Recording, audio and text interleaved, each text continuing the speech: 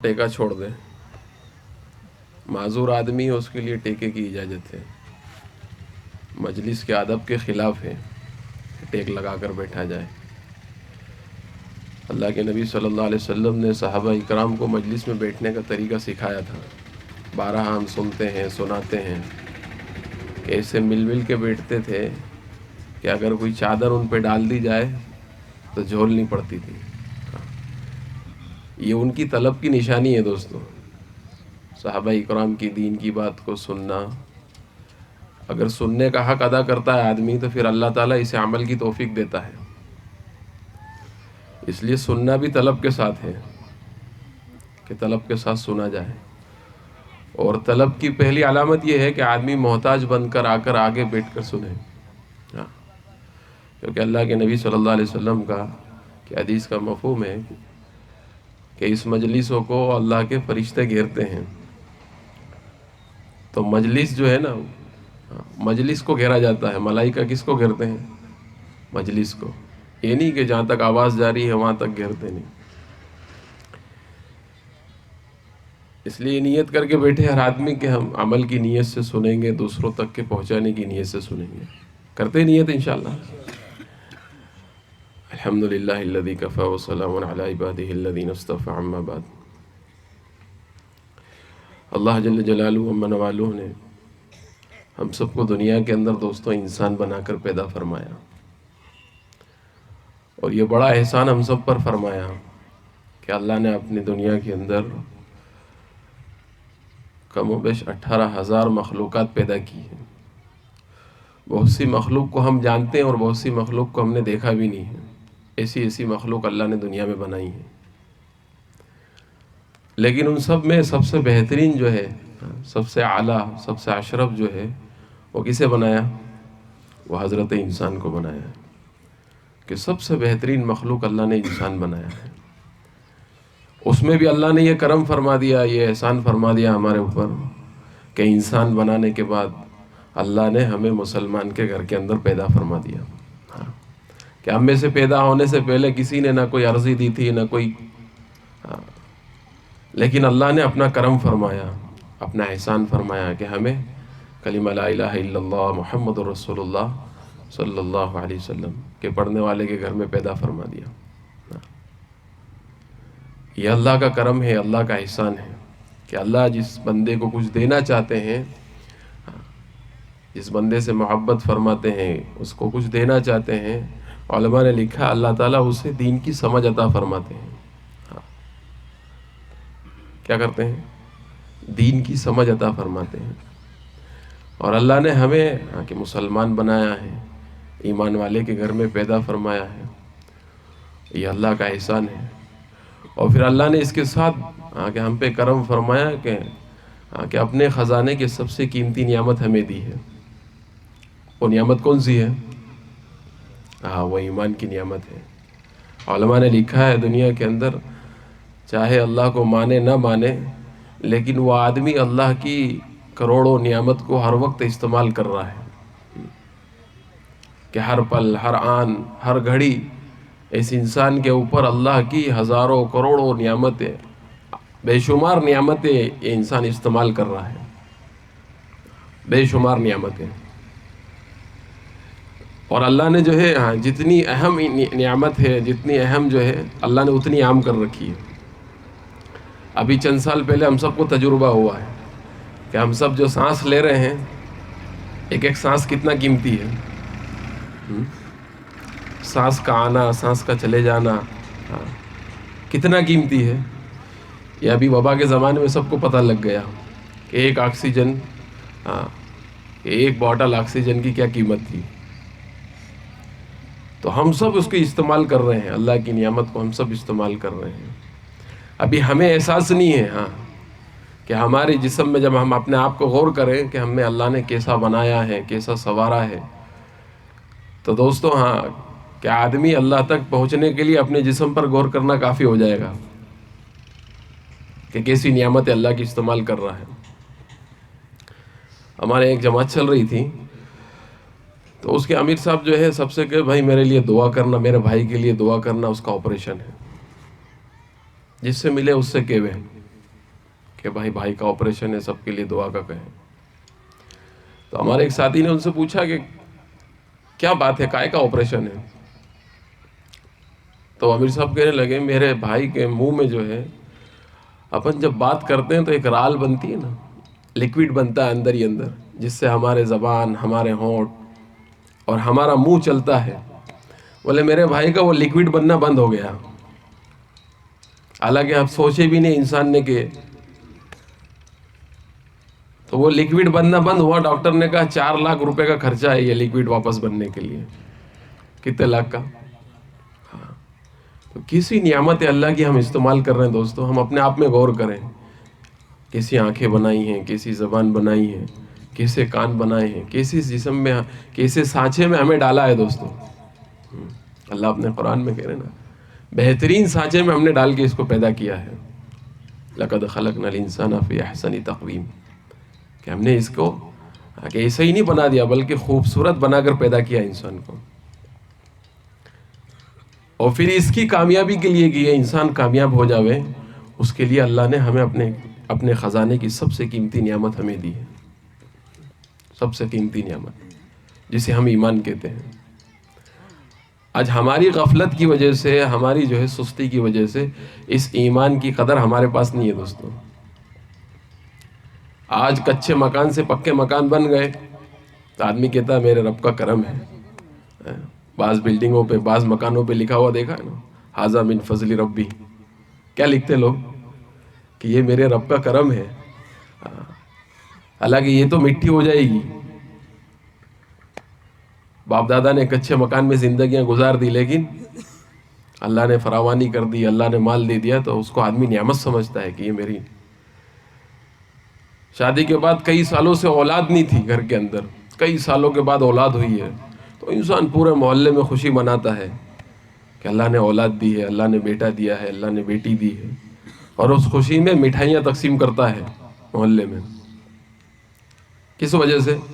کہ اللہ کی نعمت ہے. ہاں. ایسے ہی دوستو اللہ نے جو نعمت ہمیں ایمان کی دی ہے، کبھی ہم نے 2 رکعت پڑھ کے اللہ کا شکر ادا نہیں کیا کہ اللہ تیرا کرم ہے، تیرا احسان ہے، کہ اگر تو یہ نعمت ہمیں نہیں دیتا تو ہم کیا معلوم کہاں ہوتے. اور دنیا میں تو جیسی جیسی زندگی گزار کے چلے جاتے، لیکن ہمیشہ ہمیشہ کا ہمارا نقصان ہو جاتا. ہمیشہ کا کہ ہمارا نقصان، ہمارا خسارہ، ہمارا گھاٹا ہو جاتا. علماء نے لکھا ہے جنت میں جانے کے لیے ایمان کا ہونا شرط ہے، اور جہنم سے بچنے کے لیے بھی ایمان کا ہونا شرط ہے. اس لیے کل قیامت کے میدان میں اللہ تعالیٰ سب سے پہلی جو کچہری لگائے گا وہ کفر اور اسلام کی ہے. کیا اس میں سب کی چھٹنی ہو جائے گی، آج کلمے والے ادھر آ جاؤ. اس لیے بڑی نعمت اللہ نے ہمیں دی ہے دوستو، اور اس نعمت کی قدر ہمیں دنیا کے اندر کرنا ہے. اس کے لیے اللہ نے مبارک دین ہمیں دیا ہے کہ اللہ نے ہمیں حضور اکرم صلی اللہ علیہ وسلم کے ذریعے سے ایک مبارک پاکیزہ دین ہمیں دیا ہے. اب جس کی زندگی میں یہ دین ہوگا اللہ تعالیٰ اسے کامیاب کریں گے، چاہے ظاہری اسباب اس کے پاس ہو یا نہ ہو، چاہے دنیا کے کوئی نقشے اس کے پاس موجود ہو یا نہ ہو، لیکن اگر اس کی زندگی میں اللہ کے حکم اور جناب رسول اللہ صلی اللہ علیہ وسلم کے طریقے ہوں گے، اللہ اس کو اس زندگی میں کامیاب کر دیں گے. اور کیسا کامیاب کریں گے؟ کہ اللہ تعالیٰ اپنے خزانے سے کہ راحت، برکت، چین، سکون، اطمینان، کہ وہ سب چیزیں اسے دیں گے، کہ جو چیزیں دنیا کے اندر مال سے جمع نہیں کی جا سکتی، جو چیزیں عہدوں سے، بنگلوں سے، پیسوں سے، کہ وہ چیزیں نہیں حاصل کی جا سکتی، وہ چیزیں اللہ تعالیٰ اسے دین کی برکت سے دیں گے. علماء نے لکھا ہے سب سے پہلا انعام اللہ تعالیٰ اسے دل کا سکون عطا فرمائیں گے. کائے کا سکون؟ آج دنیا کے اندر ایک بے چینی ہے لوگوں کے اندر. حالانکہ مال والا ہے، جاگیر والا ہے، مکانات والا ہے اور بڑے بڑے بنگلے ہیں، لیکن دل کے اندر بے چینی ہے. اور وہ بے چینی کس وجہ سے ہے؟ وہ بے دینی کی وجہ سے ہے. کہ وہ بے چینی وہ بے دینی کی وجہ سے ہے کہ جب انسان اللہ کے حکم کے خلاف زندگی گزارتا ہے اور نبی صلی اللہ علیہ وسلم کی سنتوں کے خلاف زندگی گزارتا ہے، پھر اللہ تعالیٰ سب سے پہلا جو ہے کہ عذاب جو شروع کرتے ہیں اس کے دل کا سکون اٹھا لیتے ہیں.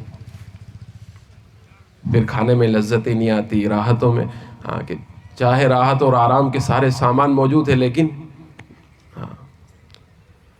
کیونکہ اللہ نے سکون جو ہے کہ وہ اپنی یاد کے اندر رکھا ہے، اپنے دین کے اندر رکھا ہے، اپنے دین کی اپنے یاد کے اندر اللہ نے سکون رکھا ہے. ہمارے ایک ڈاکٹر صاحب فلیپینس جماعت کے اندر گئے، بہت پہلے کی بات ہے. انہوں نے آ کے ہم کو کارگزاری سنائی اور کہنے لگے بڑا مالدار ملک ہے. اس زمانے میں مسجدوں کے اندر کام نہیں تھا، جماعت ہوٹلوں کے اندر ٹھہرتی تھی. وہ کہنے لگے ہوٹلوں کے اندر جب ہم لوگ ٹھہرے تو ساری ہوٹلیں 5 اسٹار تھی، اور بولے ایسی فیسیلیٹی تھی ہر ہوٹل کے اندر، ہر کمرے کے اندر، کہ وہاں حکومت کی طرف سے کہ وہاں کے لوگ ایک بے چین تھے، حالانکہ کوئی غریب آدمی نہیں تھا وہاں. بولے ہمیں جو ہے جن کمروں میں ہم ٹھہرے تھے تو وہ کمرے ہمیں دکھائے گئے کہ یہ لوگوں کو چند گھنٹے کی نیند کے لیے یہ ایک گھنٹے کا 2 گھنٹے کا ہزاروں ڈالر دے کر یہاں آتے ہیں، لیکن اس کے باوجود بھی سکون نہیں ملتا انہیں. تو وہ کہنے لگے ان کمرے کے اندر جو ہے ایسی فیسیلیٹی تھی، اس بیڈ کے پاس مختلف کھٹکے، مختلف سوئچ لگے ہوئے. ایک سوئچ دباؤں گے تو آپ کو جو ہے آپ کا روم ساؤنڈ پروف ہو جائے گا، باہر کی آواز آپ کو نہیں آئے گی چاہے باہر پلین چل رہا ہو. دوسرا سوئچ دباؤں گے تو آپ کو جو ہے کہ آپ کا بیڈ جو ہے وہ جھولا بن جائے گا، جیسے بچے کو ماں لوری دیتی نا، بولے ایسے آپ کو نیند دلانے کے لیے سلایا جائے گا. تیسرا بٹن دباؤں گے تو آپ کے پورے روم کے اندر خوشبوئیں ہوں گی، ایسی ٹھنڈی خوشبوئیں جس سے آدمی کو نیند آ جائے. ایسے مختلف سوئچ تھے کہ اس میں سارے سسٹم لگے ہوئے کہ انسان کو کسی بھی طریقے سے سکون مل جاوے، نیند آ جاوے. پھر کہنے لگے ہم نے وہاں دیکھا کہ ٹیبل کے اوپر جو ہے ٹیبلٹیں رکھی ہوئی، 1 گھنٹے کی نیند کے لیے یہ، 2 گھنٹے کی نیند کے لیے یہ، 3 گھنٹے کی نیند کے لیے یہ. لیکن ڈاکٹر صاحب کہنے لگے ہم نے وہاں ایسے لوگوں کو بھی دیکھا کہ سارے سوئچ دبانے کے بعد، ساری ٹیبلٹ کھانے کے بعد آنکھ ان کی جھپکتی نہیں تھی. حالانکہ اپنے ملک میں کروڑ پتی ہے، اور سارے راحت کے آرام، لیکن دل کے اندر بے چینی ہے. اور وہ بے چینی صرف وجہ اس کی بے دینی ہے کہ انسان اللہ کو بھول کر، اللہ کی نافرمانی کر اور جناب رسول اللہ صلی اللہ علیہ وسلم جو طریقہ لے کر آئے ہیں اس طریقے کو چھوڑ کر زندگی گزار رہا ہے. تو اس کے لیے اللہ نے سب سے پہلا عذاب اس کے لیے یہ اتارا کہ اس کے دلوں کا سکون اللہ نے چھین لیا. اللہ نے قرآن کے اندر کہ اللہ کا اٹل فیصلہ ہے کہ جو ہمارے دین سے اعراض کر کے زندگی گزاریں گے، چل لیں تھوڑے دن، 60 سال 70 سال 80 سال اپنی مرضی پہ چل لیں، لیکن جو ہے ہم ان کی زندگیاں تنگ کر دیں گے. ان کی زندگیاں کیا کر دیں گے؟ ہماری یاد سے غافل ہو کے یہ زندگی گزار کے دیکھے. ہم نے نقشوں کے اندر جو ہے کامیابی ڈھونڈ رہے ہیں، کہیں مال والا مال کے اندر، کھیت والا کھیتی کے اندر، دکان والا دکان کے اندر. ابھی یہ ہم سب کا دھوکہ ہے دوستوں. ابھی کائے پہ ہیں؟ دھوکے میں ہیں کہ ان نقشوں میں کسی میں کامیابی، کسی میں سکون، کسی میں اطمینان، کسی میں راحت نہیں ہے. کہ اللہ جس میں سکون ڈال دے. اگر آدمی کاروبار دینداری کے ساتھ کر رہا ہے تو وہ کاروبار بھی اس کے لیے سکون بن جائے گا.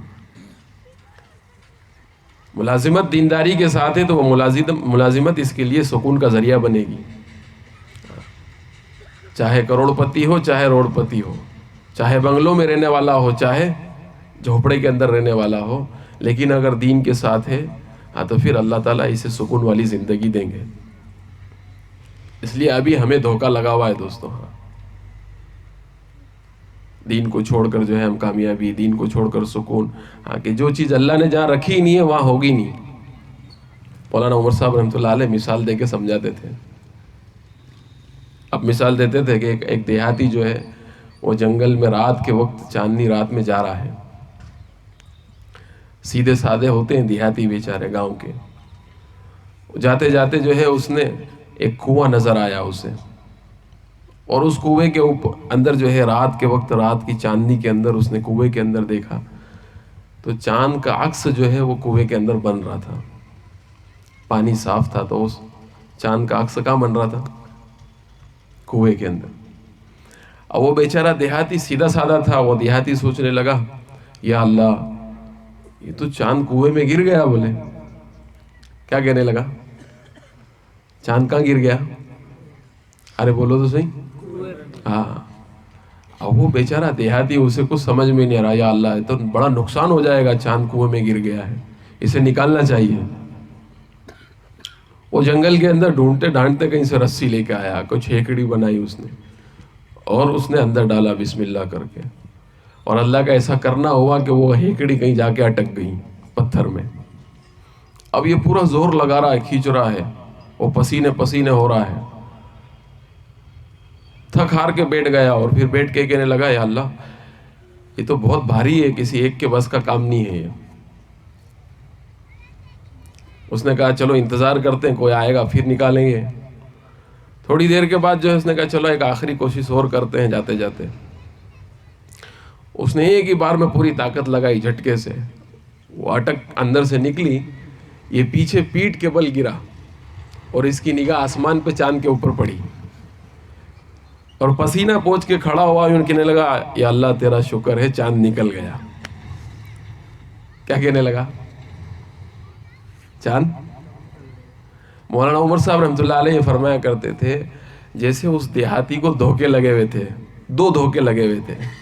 پہلا دھوکہ یہ تھا کہ چاند کہاں ہے, اور دوسرا دھوکہ یہ لگ گیا تھوڑا سا پسینہ بہانے کے بعد, تھوڑی سی محنت کرنے کے بعد, کہ چاند کو کس نے نکالا؟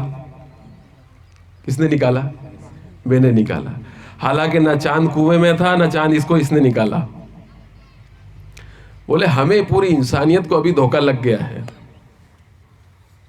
میری کامیابی کہاں ہے, میرا سکون کہاں ہے؟ میری دکان میں, میری کھیت میں, میرے کاروبار میں, میری نوکری میں. اور پھر اللہ تعالیٰ اس کا مقدر, اس کے مقدر کی اس کو دے دیتے ہیں تھوڑا سا اس کے ہاتھ پاؤں چلانے کے بعد. تو پھر یہ کیا کہتا ہے؟ یہ تو میری کمائی ہے.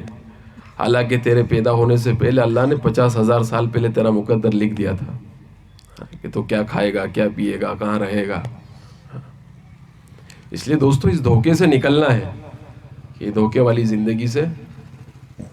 پھر آگے مولانا یوں فرمایا کرتے تھے انسان کے دھوکے دو جگہ کھل جاتے ہیں. انسان کے دھوکے دو جگہ انسان کے دھوکے کھل جاتے ہیں.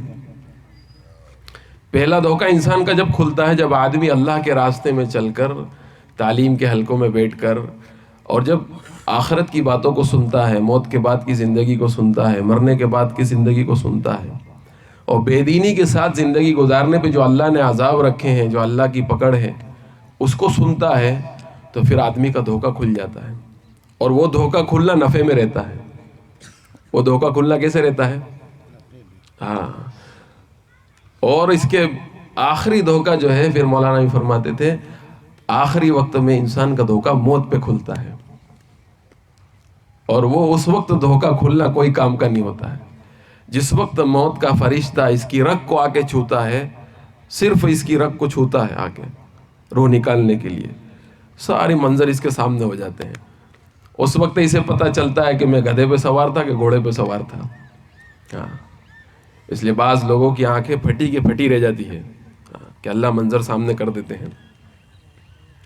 اس لیے دوستو ابھی موقع ہے ہمارے پاس کہ ہم اس دھوکے سے نکلیں, کہ ہمارا سکون, ہماری کامیابی اللہ نے اپنے مبارک دین کے اندر رکھی ہے. جس دین کو حضور اکرم صلی اللہ علیہ وسلم لے کر آئے ہیں, سراسر کامیابی اسی کے اندر ہے, چاہے ہمیں سمجھ میں آوے یا نہ آوے. بہت ساری چیزیں ہمیں سمجھ میں آتی, بہت ساری چیزیں سمجھ میں نہیں آتی, لیکن جو ہے کہ ہمارے دین کے اندر کہ جو حضور اکرم صلی اللہ علیہ وسلم نے جو زندگی گزارنے کا طریقہ بتایا ہے, اس طریقے میں ہی میری اور آپ کی کامیابی ہے. اس کے علاوہ جتنے طریقے دنیا کے اندر ہیں جو ہمیں اچھے لگ رہے ہیں, ان سب کے اندر اللہ نے ناکامی رکھی ہے. اس لیے اس دھوکے سے نکلنے کے لیے یہ تبلیغ کی محنت ہے, یہ دعوت کی محنت ہے کہ آدمی اپنی زندگی میں دین لاوے، اپنی زندگی میں اللہ کے حکم لاوے، اپنی زندگی کے رخ کو صحیح کرے. ہاں، اپنی زندگی کے رخ کو صحیح کرے. ہاں، کہ زندگی کا موقع اللہ نے صرف ایک مرتبہ دیا ہے. آدمی جانے کے بعد، پچھتانے کے، مرنے کے بعد، ہاں، کل قیامت میں، ہاں، کہ آدمی مطالبہ کرے گا اللہ سے. آدمی کیا کرے گا؟ اللہ سے مطالبہ کرے گا. ہاں، کہ اللہ تعالیٰ ایک مرتبہ اور دنیا میں بھیج دے، پلک جھپکنے کے برابر بھی تیری نافرمانی کر کے نہیں آؤں گا. ہاں، وہ کریم اللہ، 70 ماہوں سے زیادہ محبت کرنے والا، ہاں، کہ وہ رحیم اللہ، کہ جو ابھی اس موقع کے اوپر ایک مچھر کے، ایک مکھی کے سر کے برابر بھی اگر آنسو بہا کے اور آدمی جو ہے اپنی گناہوں سے توبہ کر لے، وہ اللہ معاف کر دے گا. لیکن اس وقت آدمی خون کے آنسو روئے گا، اللہ کو رحم نہیں آئے گا. اس وقت کہ اللہ کہیں گے پڑے رہو یہیں پہ. اس لیے ابھی زندگی میں ہمارے پاس موقع ہیں کہ ہم اپنی زندگی کو رخ کو صحیح کریں، اور حضور اکرم صلی اللہ علیہ وسلم جو دین لے کر آئے اس دین کو اپنی زندگی میں جگہ دیں.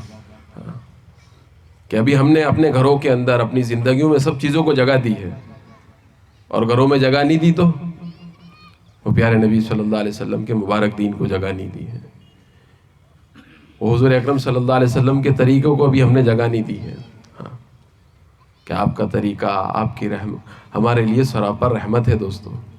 جس کی زندگی حضور اکرم صلی اللہ علیہ وسلم کے طریقوں پہ ہوگی، ہاں، کہ اللہ تعالیٰ اس کی زندگی میں برکتیں اتارے گا، اور اس کی زندگی میں اسے دنیا کے اندر عزت دے گا، اسے راحت دے گا. چاہے اسباب کم ہوں گے اس کے پاس، لیکن اللہ جو ہے اسے، ہاں، کہ اسے راحت دے گا، اسے عزت دے گا، اسے سکون دے گا دوستو. ہاں، حضور اکرم صلی اللہ علیہ وسلم نے جو زندگی گزارنے کے جو طریقے بتائے ہیں، ہاں، کہ 24 گھنٹے ہمیں حضور اکرم صلی اللہ علیہ وسلم نے آزاد نہیں کرا ہے. کہ پیدا ہونے سے لے کے قبر تک کا دین ہمیں دیا گیا ہے، کہ بچپن سے جوانی کا، بڑھاپے کا، شادی کا، خوشی کا، غمی کا، سارا کے سارا دین ہمارے پاس موجود ہے. ابھی وہ موجود کہاں ہے؟ لیکن کتابوں کے اندر. کہاں موجود ہے؟ وہ کتابوں سے نکل کر زندگیوں میں آ جاوے دوستو. اس کی محنت ہے کہ جو دین کتابوں کے اندر موجود ہے وہ دین نکل کر کہاں آ جاوے. ہاں، ابھی معلومات بہت ہیں ہم سب کو، لیکن عمل کے اندر. وہ ہمارے حاجی صاحب ایک قصہ سناتے ہیں. ایک پٹھان صاحب جو ہے راستے سے جا رہے تھے، ایک جو ہے بغیر ایمان والا غیر مسلم، وہ پیشاب کر رہا تھا کھڑے کھڑے، اور اس کا رخ بیت الکعبے کی طرف تھا، جدھر منہ کر کے ہم لوگ نماز پڑھتے ہیں. اب اسے معلوم تھا پٹھان صاحب کو، وہ اس کے قریب گیا، جو ہے اسے پیشاب کرتے کرتے جو ہے اسے اٹھا دیا اور کہا تمہیں معلوم نہیں ادھر ہمارا کعبہ ہے، ادھر ہمارا قبلہ ہے، ادھر منہ کر کے ہم نماز پڑھتے ہیں، ادھر آج کے بعد پیشاب مت کرنا. وہ ڈرتے ڈرتے اس نے کہا جی ٹھیک ہے، آئندہ دھیان رکھوں گا. اگلے دن دیکھا کہ پٹھان صاحب جو ہے وہ خود ادھر منہ کر کے پیشاب کر رہے ہیں. وہ آدمی راستے سے جا رہا تھا، دیکھا اس نے یہ جو کل مجھے کہہ رہے تھے. وہ ڈرتے ڈرتے ان کے پاس گیا. پٹھان صاحب بولے آپ تو کہہ رہے تھے کہ ادھر ہمارا کعبہ ہے، قبلہ ہے، ادھر منہ کر کے پیشاب نہیں کرنا، اور آپ کیا کر رہے ہیں؟ تو پھر اسے ایک دیا زور سے اور کہا قبلہ اور کعبہ ہمارا ہے، تیرے باپ کا کیا جاتا ہے؟ کیا کہا؟ قبلہ اور کعبہ کس کا ہے؟ وہ تو ہمارا، ہم کہیں بھی کریں. تو ابھی ہمارا یہ حال ہے دوستو، ہاں، کہ ہمارے پاس مکمل دین ہے، لیکن کہاں ہے؟ کتابوں کے اندر، معلومات کے اندر، عمل کے اندر. ہاں، کہ زندگیاں کوری ہے دوستو، عمل سے زندگیاں کوری ہیں. اس لیے دعوت کی مبارک محنت کے ذریعے سے جو دین کتابوں کے اندر ہے، جو معلومات کے اندر ہے، وہ عمل کے اندر آ جاوے. کہ اللہ کے نبی صلی اللہ علیہ وسلم کا کہ زندگی گزارنے کا جو طریقہ ہے، اس طریقے میں میری اور آپ کی کامیابی ہے. اس کے علاوہ جتنے طریقے دنیا کے اندر ہیں ان سب میں ہماری ناکامی ہے. اس کے لیے جو ہے، ہاں، کہ اللہ کے رسول صلی اللہ علیہ وسلم نے ہمیں پیدا ہونے سے لے کے موت تک، ہاں، کہ ہمیں دین دیا ہے. پیدا ہونے سے لے کے موت تک کہیں ہمیں آزاد نہیں چھوڑا ہے، کہیں ہمیں نقص نہیں ہے، ہمارے دین کے اندر کوئی کجی کوئی کمی نہیں ہے.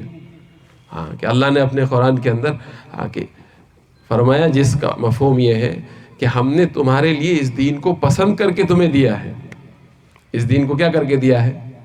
ہاں، اور ہم نے اسے مکمل کر کے تمہیں دیا ہے، کوئی کمی تمہیں نہیں چھوڑی ہے. ایک صحابی کے پاس ایک یہودی آیا اور کہنے لگا تمہارے نبی تمہیں پیشاب کرنے کا بھی طریقہ بتاتے ہیں. وہ کہا پیشاب کرنے کا نہیں بلکہ ہمیں تو ہمارے نبی نے تھوکنے کا بھی طریقہ بتایا ہے. کائے کا طریقہ بتایا؟ تھوکنے کا بھی. کہ ہم تھوکنے میں بھی آزاد نہیں ہیں کہ ہم کعبے کی طرف دائیں طرف کر کے اور قبلے کی طرف منہ کر کے تھوک نہیں سکتے. حدیث کے مفہوم میں آتا ہے جو آدمی کعبے کی طرف منہ کر کے تھوکتا ہے، جو آدمی کعبے کی طرف منہ کر کے تھوکتا، اللہ کل قیامت میں اس کے سارے تھوک کو جمع کریں گے اور اس کے تھوک کو جمع کر کر اس کی پیشانی پہ لٹکا دیں گے اور لٹکانے کے بعد اس میں سڑان اور بدبو پیدا کر دیں گے. اور پورے میدان والے اس کے آس پاس والے کہیں گے کہ پہلے ہی اتنی مصیبت تھی کہ ہمارے گناہوں سے ہم پسینے میں ڈوبے ہوئے ہیں، یہ عجیب بدبو کہاں سے آ رہی ہے. اس وقت فرشتے کہیں گے کہ یہ وہ شخص تھا جس نے کعبے کی طرف منہ کر کے تھوکا تھا. اس لیے دوستو ہمارے نبی نے ہمیں تھوکنے تک کا طریقہ بتایا ہے. ہماری شادیاں، ہماری غمی، ہماری خوشی، ہماری تنہائیاں، ہمارا رہنا، ہمارا سہنا، کہ ایک ایک طریقے میں جو ہے دوستو. اس لیے اللہ کے رسول صلی اللہ علیہ وسلم نے ہمیں موقع محل کی مسنون دعائیں دی ہیں کہ ان دعاؤں کے اہتمام کے ساتھ آدمی چلے گا تو اللہ کی حفاظت کے اندر چلے گا. جو آدمی اللہ اپنے گھر سے نکلتے وقت صرف اتنا کہے بسم اللہ توکلت علی اللہ، تو ایک فرشتہ اعلان کرتا ہے کہ تمہاری حفاظت کر لی گئی. تم جس کام کے لیے جا رہے تھے وہ کام ہو گیا. صرف کیا کرنے کے لیے؟ گھر سے نکلتے وقت بسم اللہ توکلت علی اللہ. وہ صحابی کا واقعہ نہیں لکھا؟ ایک صحابی مسجد میں بیٹھے ہوئے ہیں، چند صحابی، ایک صحابی آ کے کہنے لگے وہ تمہارے گھر میں آگ لگ گئی. تو یقین کے ساتھ کہہ رہے نہیں یہ نہیں ہو سکتا. دوسرے صحابی تھوڑی دیر کے بعد آئے کہنے لگے وہ آگ لگ گئی ہے آپ کے. بولے یہ ہو ہی نہیں سکتا. تیسرے پھر آئے کہنے لگے پورے محلے میں آگ لگی تھی لیکن عجیب اللہ کی قدرت کے تمہارے مکان تک آتے آتے آگ بجھ گئی. فرمایا یہی ہوگا کیونکہ میں نے حضور اکرم صلی اللہ علیہ وسلم سے سنا ہے جو آدمی گھر سے نکلتے وقت یہ دعا پڑھ لے، اللہ تعالیٰ صبح سے لے کے شام تک اس کے گھر کی حفاظت کرتے ہیں. مختصر دعا ہے، کتابوں کے اندر موجود ہے دوستو، مسنون دعائیں. کہ ابھی ہماری زندگیاں اس سے کوری ہے دوستو، اس لیے مسنون دعاؤں کا اہتمام. اللہ کے نبی صلی اللہ علیہ وسلم نے جو دعائیں ہمیں سکھائی ہیں دوستو، گھر سے نکلنے کی، کاروبار میں جانے کی، گھر میں داخل ہونے کی، اور کہ کپڑا پہننے کی، اور کہ کھانا کھانے کی، کھانے کے بعد کی، یہ ساری دعائیں. بلکہ مولانا الیاس صاحب رحمۃ اللہ علیہ کے ملفوظات میں لکھا، آپ یوں فرمایا کرتے تھے مسنون دعاؤں نے مقبولیت کے راستے دیکھے ہوئے ہیں. مولانا الیاس صاحب رحمۃ اللہ علیہ کے والد صاحب کے پاس کوئی بھی اپنا کوئی دکھڑا لے کر آتا ہے کہ مولانا یہ ہوا ہے، فلاں ہوا ہے، ایسا ہوا، کچھ تعویذ دو، کچھ دم کر دو. تو حضرت کے ملفوظات میں لکھا ہوا ہے آپ جو اس وقت جو کام کر رہے ہوتے ہو اس وقت کی مسنون دعا پڑھ کر اس پر دم کر دیتے تھے اور اللہ اسے شفا دے دیتا تھا. اس لیے مسنون دعاؤں کو معمولی نہیں سمجھے دوستو کہ حضور اکرم صلی اللہ علیہ وسلم نے جو اپنی زندگی کے اندر جو دعائیں موقع محل پر پڑھی ہے. ایک دعا ہے حضور اکرم صلی اللہ علیہ وسلم کی، کسی مصیبت زدہ کو دیکھ کر اگر وہ دعا پڑھ لی جاوے تو اللہ تعالیٰ مرنے تک کے اس پہ وہ مصیبت نہیں لاتے ہیں. الحمدللہ الذی عافانی مما ابتلاک بہ وفضلنی علی کثیر ممن خلق تفضیلا. معمولی دعا ہے. ہمارے مولوی صاحب ایک مرتبہ سننے لگے کہ ایک فیملی کا فون آیا اس کے والد صاحب کا. اس نے پورا قصہ ہمارے مولانا کو سنایا. وہ کہنے لگا ماشاءاللہ دیندار گھرانہ تھا، گھر میں تعلیم ہوتی تھی، دعاؤں کے حلقے لگتے تھے، مذاکرے ہوتے تھے. بولے میری نوجوان لڑکی جو ہے اس کی اچانک طبیعت خراب ہوئی. ہم ہاسپٹل لے گئے دکھانے کے لیے. ہاسپٹل لے جا کر دکھایا تو ڈاکٹر نے کہا کہ ایک ایڈریس دیا کہ فلاں اسپیشلسٹ کو اسے دکھاؤ، کوئی بڑی بیماری لگتی ہے۔ وہ بیماری کو وہ جو ہے لے کر گیا، وہ کینسر کا دوا خانہ تھا جہاں یہ لے کر گیا، اس لڑکی کو لے کر گیا، داخل ہوئے، دیکھا انہوں نے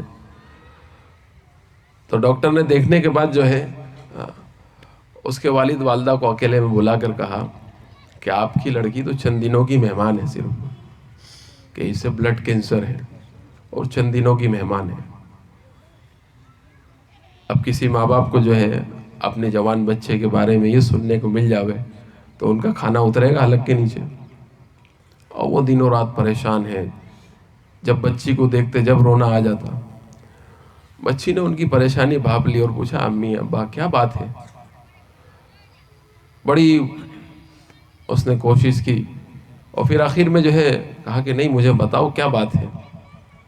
اس کی والدہ سے پوچھا تو والدہ کہنے لگی بیٹی ایسا ایسا معاملہ ہے، اب تجھے دکھانے لے گئے تھے اور تجھے جو ہے اس ڈاکٹر نے بلڈ کینسر بتایا ہے اور کہا تو چند دنوں کی مہمان ہے۔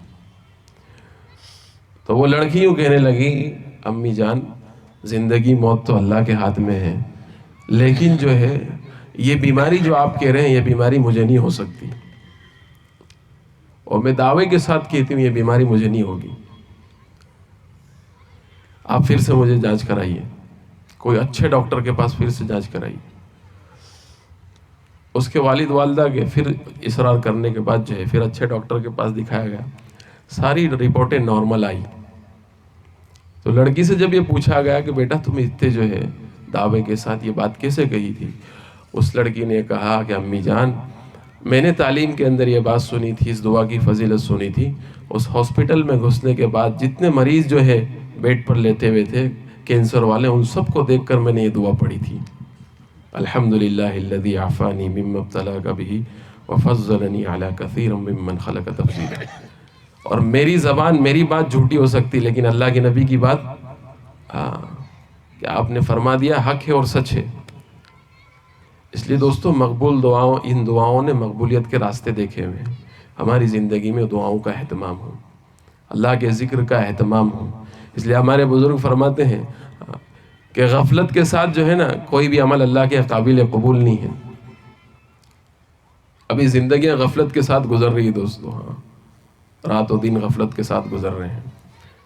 اس لیے اس غفلت کو دور کرنے کے لیے اللہ کا ذکر ہے۔ ہمارے بزرگوں نے صبح و شام کی تسبیح ہمیں بتائی ہے، تیسرا کلمہ ہے، درود شریف ہے، استغفار ہے، اور ان کی فضیلتیں حدیث کی کتابوں میں لکھی ہے کہ تیسرے کلمے کی کیا فضیلت ہے، درود شریف پڑھنے کی کیا فضیلت ہے، استغفار پڑھنے کی کیا فضیلت ہے۔ ایک مرتبہ آدمی درود شریف پڑھتا ہے 40 کہ رحمتیں اس پر نازل ہوتی ہیں، 10 گناہ معاف ہوتے ہیں، 10 نیکیاں لکھی جاتی ہے، 10 درجے بلند کیے جاتے ہیں۔ یہ درود شریف کی فضیلت، ابھی ہمارے سامنے اعمال کی فضیلتیں نہیں ہیں دوستو، اس عمل پر کیا ملے گا، اس دعا پر کیا ملے گا، اس لیے زندگیاں ان سے کوری ہیں۔ زندگیاں اس سے کیا ہے، کوری ہے۔ کہ آدمی استغفار کہ جو آدمی کثرت سے استغفار پڑھے گا، علماء نے لکھا ہے اللہ تعالیٰ ایسی جگہ سے اسے رزق دیں گے کہ اسے گمان بھی نہیں ہوگا، روزی میں برکت کے لیے کہ استغفار کی کثرت ہے، گناہوں کی معافی ہے۔ اس لیے جو ہے کہ غفلت کے ساتھ ہمارا وقت نہ گزرے، اللہ کے دھیان کے ساتھ، اللہ کے ذکر کے ساتھ ہمارا وقت گزرے۔ اس لیے صبح و شام کی تسبیحات ہے، صبح و شام کی مسنون دعائیں ہیں دوستو۔ حضور اکرم صلی اللہ علیہ وسلم کی زندگی سے جو دعائیں لی گئی ہیں کہ ان دعاؤں میں ہماری حفاظت ہے دوستو، ان دعاؤں میں ہماری حفاظت ہے۔ اور دوستو تیسری چیز وہ قرآن پاک کی تلاوت ہے، کہ اس کا حق ہے ہمارے اوپر قرآن پاک کا، بلکہ حدیث پاک کے مفہوم میں لکھا ہے کہ قرآن کا حق ہے سال میں 2 مرتبہ اسے کم سے کم سال میں 2 مرتبہ پورا کرنے کا، کہ اس کا حق ہے۔ اور کل قیامت میں یہ اللہ کے یہاں جھگڑا کرے گا، اور یہ ایسا جھگڑالو ہے جس کا جھگڑا اللہ کے یہاں تسلیم کیا جاوے گا، کہ یہ اپنے پڑھنے والے کے حق میں اللہ کے یہاں جھگڑا کرے گا کہ اللہ اس نے میرے حق کو ادا کیا ہے، آج اسے کرامت کا پورا جوڑا پہنا اسے۔ بلکہ یہاں تک لکھا ہے کہ اگر کسی ماں باپ نے اپنے بچے کو حافظ قرآن بنایا ہوگا تو اللہ تعالیٰ اس حافظ قرآن بنانے کی برکت سے اللہ اس کے ماں باپ کو کہ اسے تاج عطا فرماویں گے، اور اسے کہ نورانیت اور اسے کرامت کا پورا جوڑا پہناویں گے، اور پھر اس کے بچے کو کہا جائے گا پڑھتا جا اور درجہ چڑھتا جا، اور تیرا آخری درجہ وہاں ہوگا جہاں تیری آخری آیت ہوگی، کہ قیامت دنیا والے اس کے جوڑے کا، اس کے تاج کا جو ہے مقابلہ نہیں کر سکتے۔ اس لیے قرآن کا ہمارے اوپر حق ہے دوستو، اور اس کے برخلاف، اس کے بالمقابل کہ جنہوں نے کہ زندگیاں ہو گئی، سالوں ہو گئے قرآن کو کھول کے نہیں دیکھا، ان کے بارے میں بھی جھگڑے گا کہ اللہ کہ اس نے جو ہے کہ میرے حق کو ادا نہیں کیا، اور اس کا جھگڑا تسلیم کیا جاوے گا۔ اس لیے ہماری زندگی میں قرآن کی تلاوت کا اہتمام ہو۔ بعض موقعوں پہ بعض مسنون صورتوں کے پڑھنے کا کہا گیا ہے۔ سورہ یاسین ہے، جو آدمی صبح جو ہے سورہ یاسین کی تلاوت کرتا ہے، علماء نے لکھا ہے اللہ تعالیٰ دن بھر کے کام اس کے بنا دیتے ہیں، دن بھر کے کاموں میں اس کی برکت ہو جاتی ہے، اللہ تعالیٰ عافیت ڈال دیتے ہیں، اللہ اس کی فرشتوں کے ذریعے سے اس کی حفاظت کرتے ہیں۔ ایسے مسنون جو ہے دوستو مغرب عشاء کے درمیان جو ہے، جو آدمی سورہ واقعہ اور سورہ الف لام میم سجدہ، سورہ الف لام میم سجدہ کے بارے میں آتا ہے کہ یہ کہ قیامت کے میدان میں کہ اپنے پڑھنے والے پہ اپنے پر بچھا دے گی اور اللہ سے مطالبہ کرے گی۔ سورہ تبارک الذی ہے، سورہ الف لام میم سجدہ ہے، اور یوں لکھا علماء نے سورہ واقعہ کا کہ جو آدمی سورہ واقعہ اہتمام کے ساتھ اپنے گھر کے اندر پڑھتا ہے، جس گھر میں سورہ واقعہ پڑھی جائے گی اللہ تعالیٰ اس گھر میں کبھی فاقے نہیں لائیں گے، اس گھر میں کبھی فاقے نہیں آئیں گے۔ ایک مرتبہ ہم لوگ جب کالج پڑھتے تھے، ایک جمعیت کے بڑے علماء آئے ہماری مسجد کے اندر، رمضان کے دن تھے، تو وہ زکوٰۃ کی فضیلت بیان کرنے لگے، اور یوں کہنے لگے پھر فضیلت بیان کرتے کرتے کہ ہندوستان کے اندر ایک عالم ہے جو سالانہ 80 کروڑ روپے زکوٰۃ دیتے ہیں۔ کتنی؟ 80 کروڑ روپے زکوٰۃ دیتے ہیں سالانہ۔ اور پھر وہ یوں کہنے لگے، ہم ان کے گھر گئے اور ان سے پوری تفصیل پوچھی، تو انہوں نے 2 چیزیں بتائی کہ یہ جتنی برکتیں ہیں یہ 2 چیزوں کی ہے۔ پہلی چیز یوں کہنے لگے، میرے گھر کا بچہ نمازی ہے، ایک تو نماز کی برکت ہے، حدیث میں آتا ہے نماز کی برکت کے ذریعے سے اللہ روزی میں آسانی کر دیتے ہیں۔ تو بولے میرے گھر کے اندر مسجد بنی ہوئی ہے، گھر کی مستورات مسجد کے اندر، گھر کی مسجد میں، اور گھر کا بالغ مرد محلے کی مسجد کے اندر جماعت کے ساتھ نماز پڑھتا ہے۔ دوسری برکت یوں کہنے لگے، دوسری برکت میرے گھر کے اندر روزانہ سورہ واقعہ کی تلاوت ہوتی ہے، اور اللہ کے نبی صلی اللہ علیہ وسلم کی حدیث کا مفہوم ہے کہ جس گھر میں سورہ واقعہ پڑھی جائے گی اللہ کبھی وہاں فاقے نہیں لائیں گے۔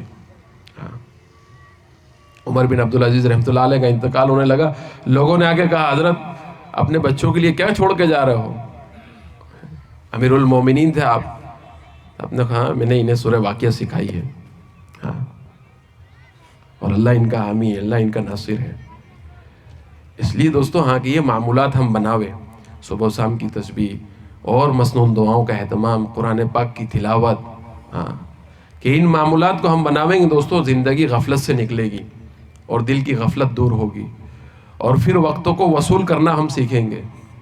ابھی جو وقت ہمارا غفلت کے ساتھ گزر رہا ہے دوستو، قیامت کے میدان کے اندر اس پر پچھتاوا ہوگا۔ فارسی کی کتابوں کے اندر ایک حکایت لکھی ہے، اس کا ترجمہ لکھا ہے دوستو، اس میں لکھا ہے ایک آدمی مثال کے طور پر سمجھانے کے لیے کہ آدمی کی وقت کی کیا قدر ہے، کیا قیمت ہے، سمجھانے کے لیے لکھا ہے کہ کسان جو ہے اپنے کھیت میں ایک دیہاتی کام کر رہا تھا، اس کا کام کرتے کرتے ہل اٹک گیا، اس نے کھود کے دیکھا تو ایک مٹکا نکلا جس میں سے چمکیلے پتھر نکلے۔ اب اسے کچھ خبر نہیں ہے کہ یہ کیا ہے، کون سے پتھر ہیں، کوئی خبر نہیں۔ وہ گھر لے گیا، گھر لے جاتے چند پتھر دریا میں پھینک دیے، چند جو ہے کووں کو مارنے میں۔ گھر گیا تو بچوں نے شغل بنا لیا، روزانہ پتھر لے کے کھیلنے لگ گئے۔ اس کا بھی مشغلہ یہی بن گیا، روز کھیت پہ آتا، چند پتھر لے کے آ جاتا، شام تک ختم کر دیتا۔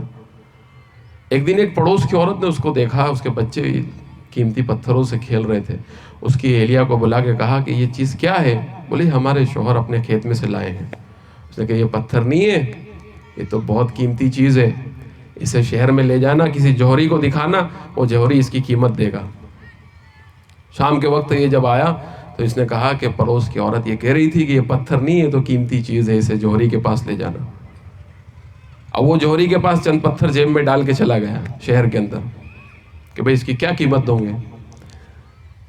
وہ جوہری نے دیکھا کہ دیہات کا آدمی ہے، سیدھا سادہ آدمی ہے، قیمتی ہیرے لے کر آیا ہے، اسے جو ہے بیوقوف بنایا جا سکتا ہے۔ اس نے قیمت لگانا شروع کری کہ ایک پتھر کی قیمت 10,000 روپے دوں گا۔ اب جس نے سال بھر جس دیہاتی کی سالانہ کمائی 10,000 نہیں تھی، اس نے ایک پتھر کی قیمت 10,000 سنی، اس نے رونا شروع کر دیا۔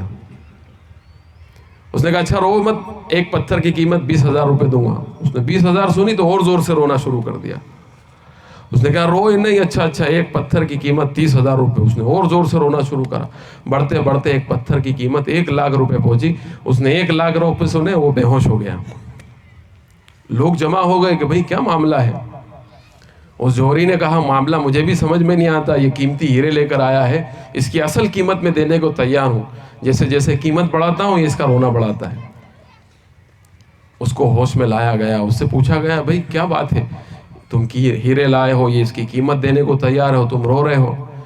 وہ کسان وہ دیہاتی کہنے لگا میرا رونا اس پر نہیں ہے، میرا رونا اس پر نہیں ہے، میرا رونا ان پتھروں پر ہے، ان ہیروں پر ہے جنہیں میں نے غفلت کے اندر دریا میں پھینک دیا، جنہیں میں نے چڑیاں مارنے میں پھینک دیا۔ ایسے کتنے قیمتی پتھر میں نے گوا دیے۔ اسے قیامت کے میدان پہ ہمارا رونا اس پر نہیں ہوگا اللہ نے ہمیں کیا دیا، رونا اس پر ہوگا کہ کاش کچھ اور کر کے آ جاتا۔ جنت میں جانے کے بعد جنتی کو کسی چیز کا قلق اور افسوس نہیں ہوگا بجوز اس گھڑی کے جو اللہ کے ذکر کے بغیر دنیا میں گزر گئی ہو، اس پر افسوس ہوگا۔ علماء نے لکھا ہے ایک جنتی کو خوشبو آئے گی، وہ کہے گا، فرشتوں سے پوچھے گا یہ کیا خوشبو ہے، کہاں سے آ رہی ہے؟ فرمائے گا، وہ فرشتے کہیں گے یہ تیرے سے ایک درجے کا اوپر کا جنتی ہے، اس نے بعض روایتوں میں آتا ہے کھانا کھا کے ابھی ڈکار لی ہے، اس کی پوری نیچے کی جنتیں مہک رہی ہے۔ بعض روایتوں میں آتا ہے ابھی کروٹ بدلی ہے، اس نے پہلو بدلا ہے، اس سے پوری جنتیں نیچے کی مہک رہی ہے۔ وہ فرشتوں سے کہے گا یہ تو بڑا مجاہد آدمی ہوگا جس کی ڈکار پہ، جس کی کروٹ بدلنے پہ یہ خوشبو ہے۔ وہ فرمائے گا نہیں، تیرا اور اس کا نام عمل برابر تھا، فرق صرف ایک سبحان اللہ کا تھا۔ فرق کائے کا تھا؟ صرف ایک سبحان اللہ کا۔ اس وقت آدمی پچھتاوے گا، افسوس کرے گا کاش دنیا میں کچھ اور کر کے آ جاتا، کچھ اور کر کے آ جاتا۔ اس لیے ابھی ہمارے پاس موقع ہے دوستو، اللہ نے زندگی دی ہے، اس کو غنیمت سمجھے، اس زندگی میں اللہ کے دین کو اپنی زندگی میں لاوے، اللہ کے دین کی محنت کو اپنی زندگی میں لاوے، اور اللہ تعالیٰ نے جو ذمہ کام ہمارے لگائے ہیں اس کو سعادت سمجھے کہ اللہ نے جو ہے کہ حضور اکرم صلی اللہ علیہ وسلم کی امت میں ہمیں پیدا کیا ہے اور یہ دین ہمیں دیا ہے۔ اب یہ دین ہماری زندگی میں بھی آوے اور ہمارے ذات سے لے کر پورے عالم تک کے بسنے والے ایک ایک انسان کی زندگی میں کیسے آ جاوے، کہ اس کے لیے جو دوستو اللہ نے ہمیں قبول فرمایا ہے۔ اس کے لیے دوستو یہ ساری دوڑ دھوپ ہے، یہ ساری بھاگ دوڑ ہے، یہ ساری محنت اس لیے، کسی کے گھر بار چھوڑانے میں کسی کو مزہ نہیں آتا دوستو، بلکہ کہ اصل یہ دین زندہ ہونا چاہیے۔ حضور اکرم صلی اللہ علیہ وسلم اور صحابہ نے بڑی قربانیاں دے کر یہ دین ہم تک پہنچایا ہے۔ ان کی قربانیوں کا صلہ ہے کہ ہم لوگ یہاں بیٹھے ہوئے ہیں اور یہ ایمان کی اعمال کی بات کر رہے ہیں۔ اس لیے دوستو اگر ہمیں اپنی نسلوں تک کے دین پہنچانا ہے اور ہمیں اپنی نسلوں کو دین دینا ہے تو ہمیں بھی قربانی میں آگاہ آنا پڑے گا۔ اس کے لیے دوستو ہمارے بزرگ آپ سے ایک بات کہتے ہیں کہ بھئی اپنے وقتوں کو نکالو، اپنے وقتوں کو اللہ کے راستے میں لگاؤ۔ اس کے لیے آپ سب نیت کرتے ہیں انشاءاللہ؟ کون کون نیت کرتا ہے کہ اس اجتماع کو ہمارا اس ضلع کا مثالی اجتماع بنائیں گے، ہر گھر سے ہمارے یہاں سے ایک آدمی اللہ کے راستے میں جائے گا؟ کریں گے اس کی محنت انشاءاللہ؟ دیکھو ابھی مغرب کی نماز کا وقت قریب ہے دوستو، مغرب کے بعد ہماری مجلس ہوگی، ہے نا، بیان ہوگا۔ اس لیے آپ لوگ جو ہے دوستو پہلے آنے والے لوگ ہیں، کہ آنے والا جو نیا مجمع ہے اس کو ہم کہ پیار محبت سے آگے بٹھا کر جوڑیں، کہ مغرب کی نماز کے بعد کہ آخری تک ہماری جو تشکیل ہوگی اس وقت تک ہم سب جمنے کی فکر کریں گے سب انشاءاللہ۔ اللہ تعالی ہمیں عمل کی توفیق عطا فرمائے۔ سبحان اللہ و بحمدہ، سبحانک اللہم و بحمدک۔ بھائی ضرورت سے فارغ